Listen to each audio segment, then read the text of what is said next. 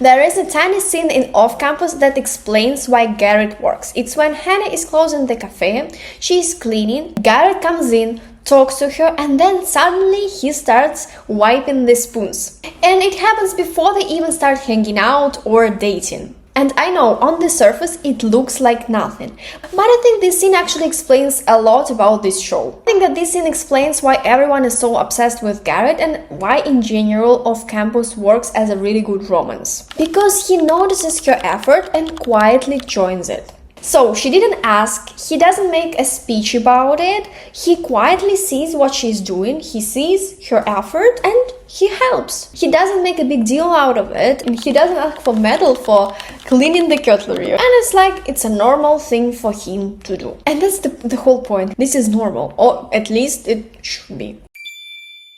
Welcome back to my channel. Here we talk about popular TV scenes and characters and look twice at them because people dismiss them too quickly. Yes, and today we talk about this scene between Garrett and Hannah at the Malones, and actually I would like to say that there are a lot of tiny moments like this in the whole series, not only this one with the spoon. So, for example, when he folds her clothes neatly when she is drunk and she puts them in her reach for next morning. And also he puts her phone in her reach for next morning when she wakes up hungover. And also happens not only with Garrett. Remember Logan with his clothes cans are safer, or Tucker who cooks? There's a lot of moments like this. Oh, one of my favorite moments is actually the cherry pie bar scene because Garrett holds Hannah's pina colada through her whole performance and he guarded this drink with his whole life and body. And actually he doesn't announce it, he doesn't make it about himself. He's very perceptive, right? He quietly notices and helps. On the surface, all these things look funny and sweet. I totally agree with that. But I think actually there is a bigger point. And by the way, let me know in the comments if these things are something that you noticed while you watched Off Campus, or if you remember any other things while I try to explain to you why I think these tiny things actually make a bigger point about the whole series and maybe even industry. This show says that these tiny things should be a bare minimum, not a luxury. A man noticing effort, a man respecting boundaries, a man remembering what makes a woman uncomfortable. This is what Off Campus says should be normal. But when we see it, we think it's something so revolutionary, so new and so refreshing, and I don't think it should be. But somehow it does. This tiny moment with spoons is actually more romantic than many big romantic gestures or big love confessions that we usually get in other TV shows. And this scene is romantic because it is supposed to be boring. It should be ordinary.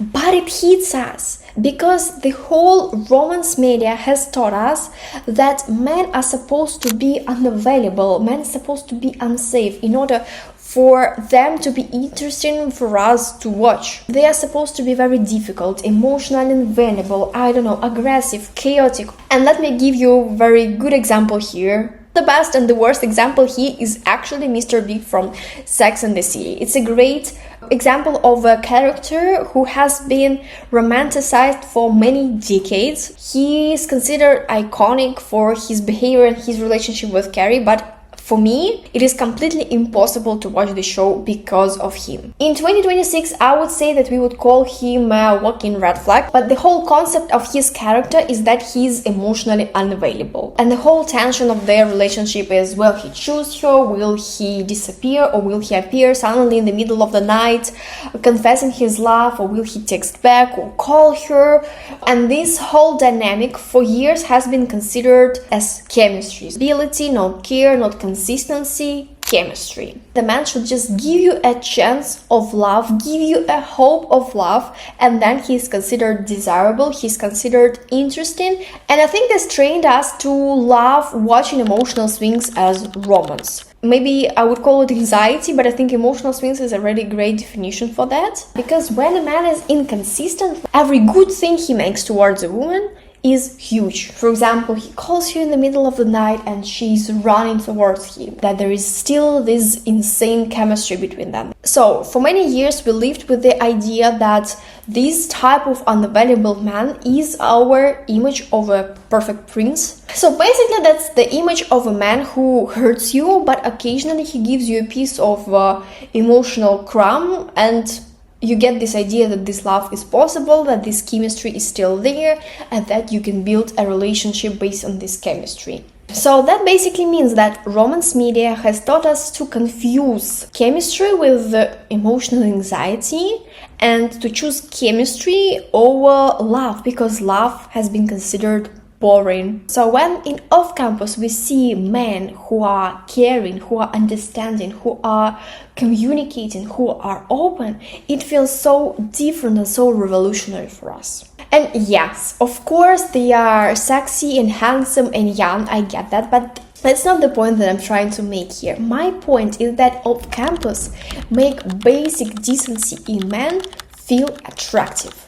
Not weak, not too nice, not uninteresting, but attractive. And that's the whole difference. And listen, men on off-campus don't do anything extraordinary. They don't jump over their heads with big romantic gestures or big love confessions. No, they do very basic stuff, very small things. Garrett with his clothes or with the spoons, Logan with his closed cans, or Tucker who is cooking the whole feast. And this show is full of tiny moments like this when we see this man act differently. And this is why I think everyone is so obsessed. Including myself, I'm not afraid to say that, because here's the place where we take our pop culture obsessions very seriously. They show us that care in relationship can also be exciting. I'm glad that industry is switching towards those type of men in TV shows, because young audience can absorb this even quicker than they realize, right?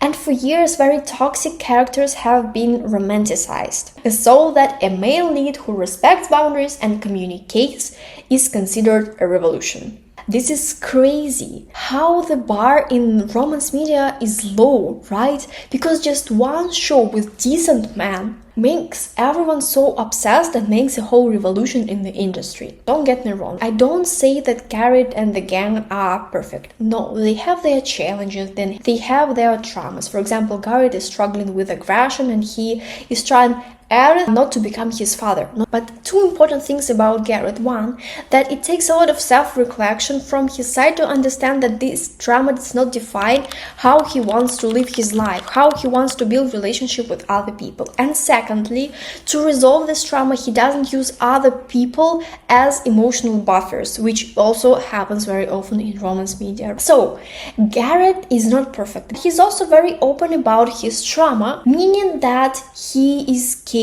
of receiving support. So it's not like Garrett saved Hannah.